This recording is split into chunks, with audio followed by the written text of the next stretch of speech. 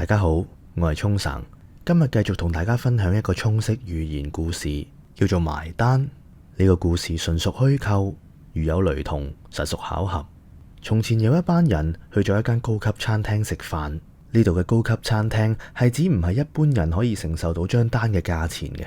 好啦，佢哋入到去之後呢，睇咗一下餐牌，啲嘢的確都幾貴嘅。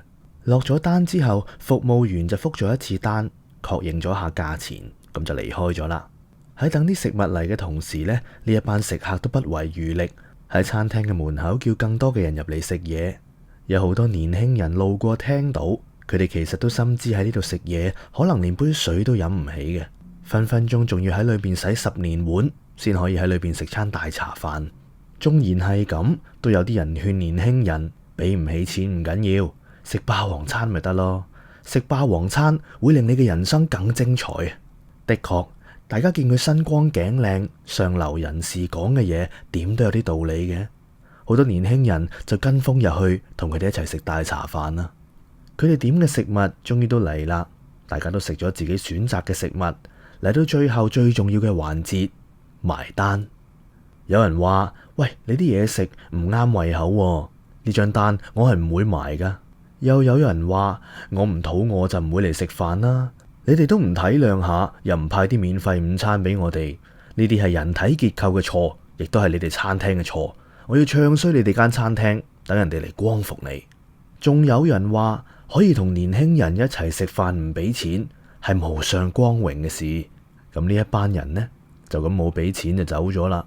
過咗一陣，新嘅保安隊長鄧一一連同佢嘅保安去捉呢一班食霸王餐嘅人，當中都包括咗好多因為聽咗食霸王餐令人生更精彩而入去食嘅無辜青少年啦。而喺呢個時候，有好多人嘗試去煽動民情，向餐廳施壓。佢哋話：哇，秋後算賬啊！餐廳要大清算佢哋啊！但係試諗下，如果叫人為自己食嘅飯埋單都算係秋後算賬嘅話，其實行乞都可以講成打劫，推銷都可以講成勒索啦。技窮嘅就只能夠可以指鹿為馬啦。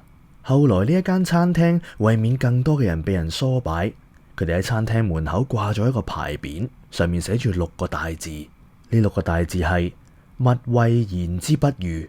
故事就喺呢度完啦。呢個故事教訓大家要認清事實，大家要記住啊，你先係你自己故事嘅主人。